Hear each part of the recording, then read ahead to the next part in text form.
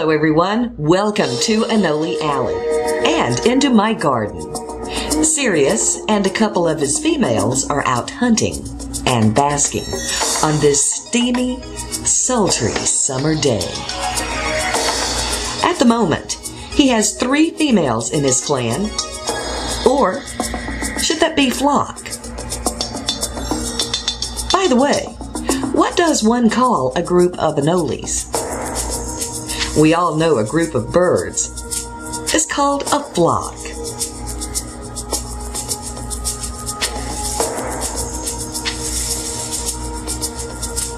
And here, we're looking at one of the resident mockingbirds. Mockingbirds are smaller relatives of brown thrasher birds. Both are songbirds with magnificent calls and songs.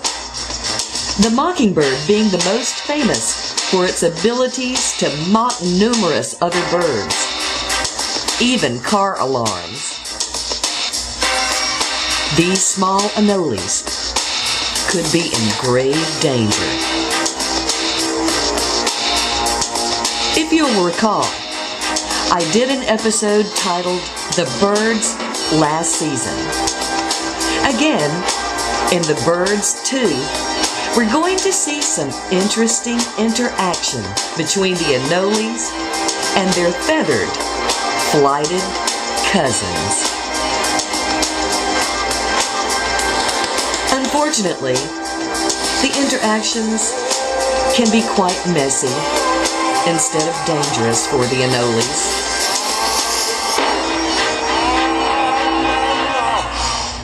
Elsewhere in the alley, one of the others signals his dominance and claims a mimosa tree as his territory. He's playing a dangerous game of cat and mouse with a lizard-eating brown thrasher.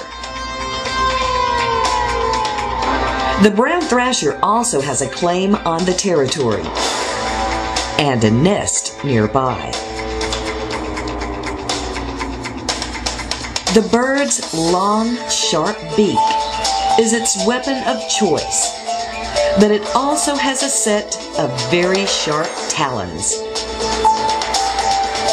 Although not technically a bird of prey, they are predatory by nature. The male anole is taking his own life into his feet by openly demonstrating his bold threat displays.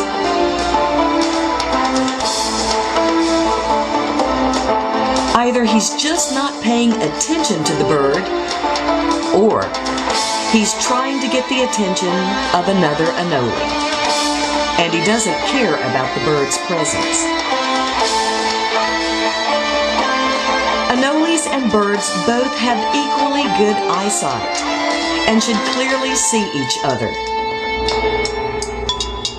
It could be that his urge to mate is greater than his overall survival instincts. Whatever the case may be, shortly after filming this, the male anole disappeared.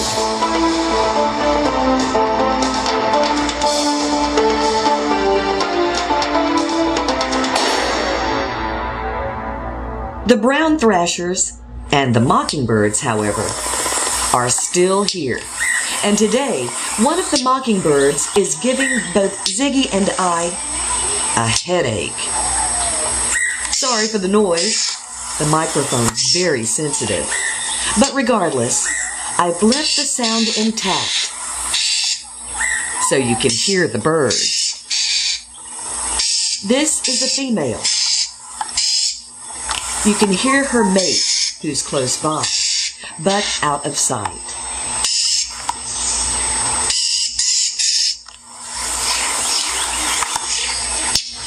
They are defending their territory, and Ziggy sends the birds a warning of his own.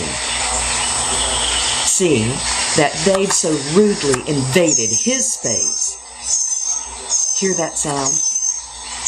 Ziggy hears it as well.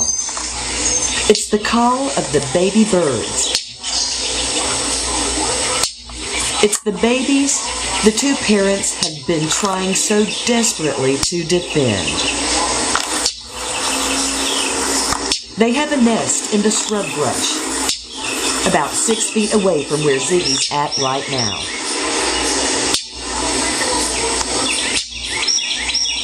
These birds are very devoted parents, as well as devoted to each other. They'll raise up to 2 and sometimes more clutches of babies throughout the spring and summer.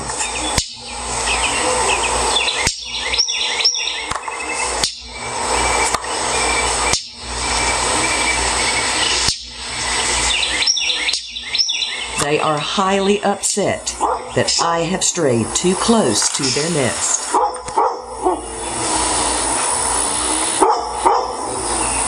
And Ziggy decides it's safer dealing with the dogs instead of those birds.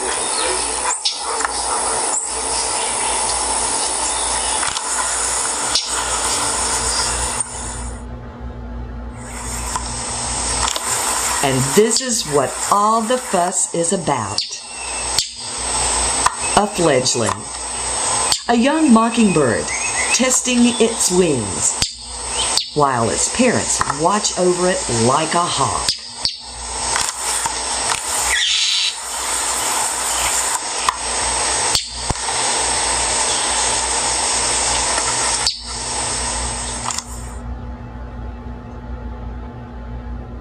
Meanwhile, back in the garden, the birds are the least of the Anoli's problems. A much more powerful and deadly presence has arrived. It's one of the feral alley cats.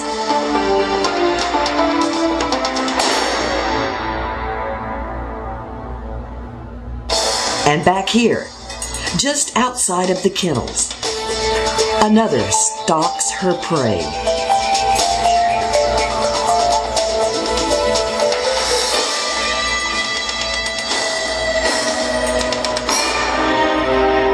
Sadly, for one of the birds, it seems one of the cats made an easy meal out of what looks like a mourning dove.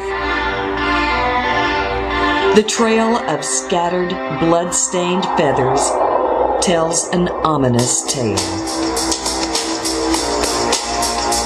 And I'm sure the same fate has befallen many Anolis as well.